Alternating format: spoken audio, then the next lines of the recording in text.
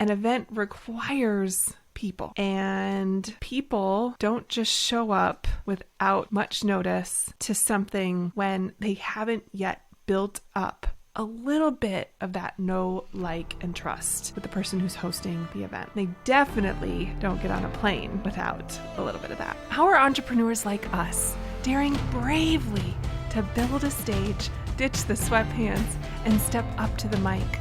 How do we create our own transformative events so we can get our message out into the world in a bigger way? It's not only profitable, but it's actually something we can be proud of. That's the question. And the answers are inside this podcast. My name is Sarah Pfeiffer. Welcome to Green Room Central. If you're feeling called to host an event, but you don't have an email list yet, this is for you. So I will tell you that the road from here is uphill, but it's doable. And so I want you to keep listening because I've got 3 things that you must consider if you're deciding to go down this road. Recently, I was on a one-on-one coaching sales call with a prospect, and they were extremely interested in hosting an event, and they didn't yet have an email list. They thought it would be an excellent place to start to drive some cash fast. And then we talked about how an event requires people, and people don't just show up without much notice to something when they haven't yet built up a little bit of that know, like, and trust with the person who's hosting the event. They definitely don't get on a plane without a little bit of that. And so we strategized a little bit on how it could work. And so I want to piggyback off of that conversation and share some of those ideas that we came up with so that if you're in that same position, you can use these ideas as well. Of course, I've always got that guide to 107 ways to fill your event for free. The guide is free. The ideas cost some money. But the guide is free. It's over at fillingevents.com. So you can always grab a copy of that, 107 ideas. But I want to talk specifically about ones that are just for someone without an email list when you're just starting. So the first question is, can you afford to buy your way? So what I mean is, if you don't have a list and you want to host an event soon, within the next 3 to 6 months, then one of your options is to buy ads and buy your way there. And so I am not up to date on exactly what it costs today to get an in-person event guest. But if I had to guess or make an estimate, give you something ballpark, what if I said it would take $200 in ad spend for each paid or free event guest? Would you be interested in spending that amount of money in order to get there? Because that plus the monthly management fee for an agency that knows what they're doing, and maybe that's in the ballpark of $3,500 a month. So you've got your ad spend plus your management fee. But it's doable.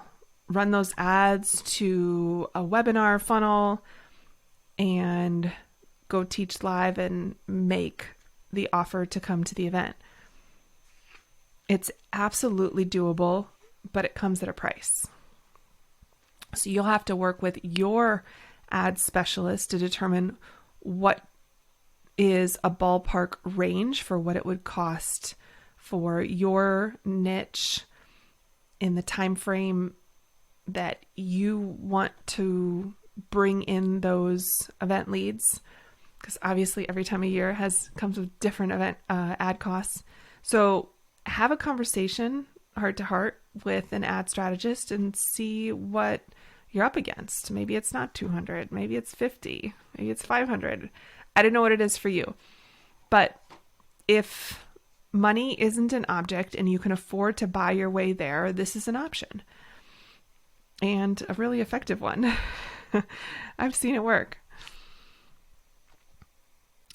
I've seen it work to bring in more than 1,000 guests inside of 6 weeks. So, no, it's possible. The second thing to consider is if buying your way there isn't an option, do you have the connections to get your way there? And what I mean by that is one time I had a client who did not have, she had a small email list, but it was not an engaged email list. And it wasn't going to get her to the amount of guests she wanted for her event. And buying her way there didn't feel like a viable option. And so we created a plan to leverage her connections because she was extremely well connected to a lot of people and organizations that had already congregated her right fit, perfect people for her event. And so we crafted some personal notes to send out to as many of her connections as possible, asking if they would support her by sending their people to an invite to her webinar series. And I feel like that was under 4 weeks. It was very high pressure, super tight time frame. Got her the event guests she needed and wanted for her event by leveraging her connections. So that is an option. Think about who you know who has already congregated your perfect people and has a close enough connection to you that they are willing to send out an email or make social posts or go live with you to share the information about your event or a pre-event sales vehicle like a free webinar. And then the last thing I want you to consider is what other resources do you have at your disposal? Maybe you don't have a community in your email list, but maybe you have a community online that's engaged, but you've never really asked them to move to your email list. Perhaps you have podcast listeners. Perhaps you have no podcast listeners, but you do have a new podcast and you can use it as business development and bring on guests who are willing to be on your podcast who have congregated your perfect people. And you can use that podcast interview time as an opportunity to build a relationship with them and then make the ask if they would invite their people to your event or to your free thing that's going to have an offer at the end of your event.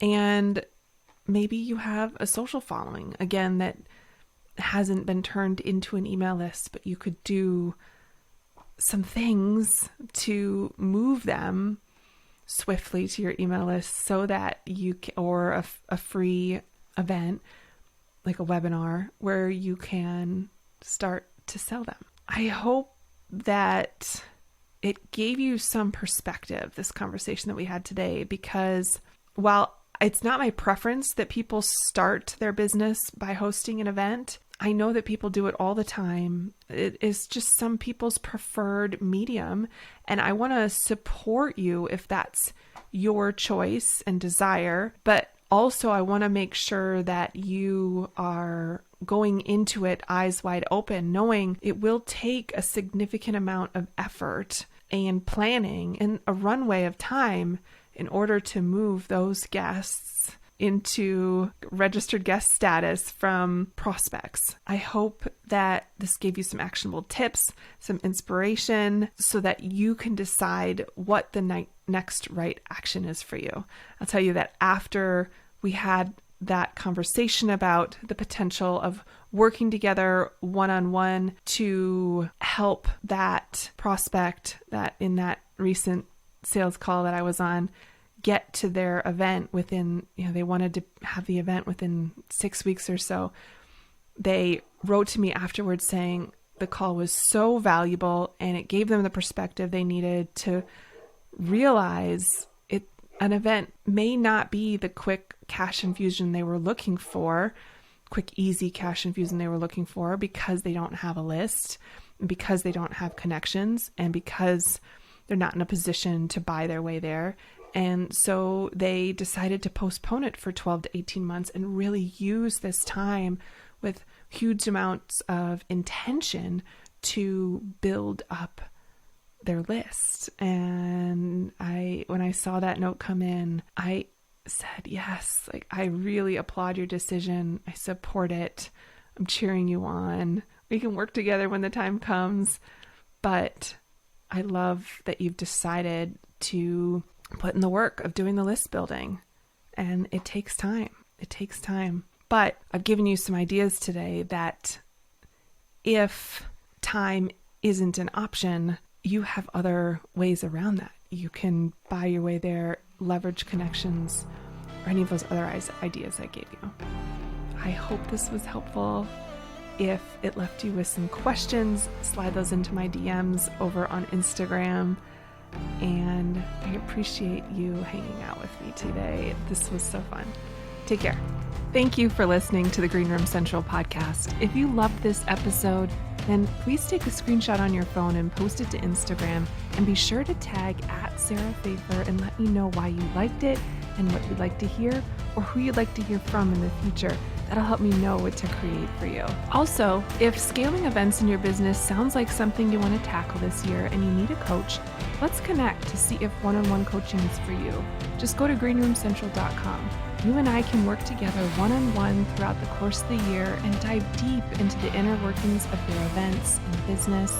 You'll receive mentorship, personalized feedback, and customized guidance to define your goals and achieve your next level of success. Just go to greenroomcentral.com right now to apply. I appreciate your commitment to leveling up and learning the mindset and strategy of live events. Keep going. Keep learning.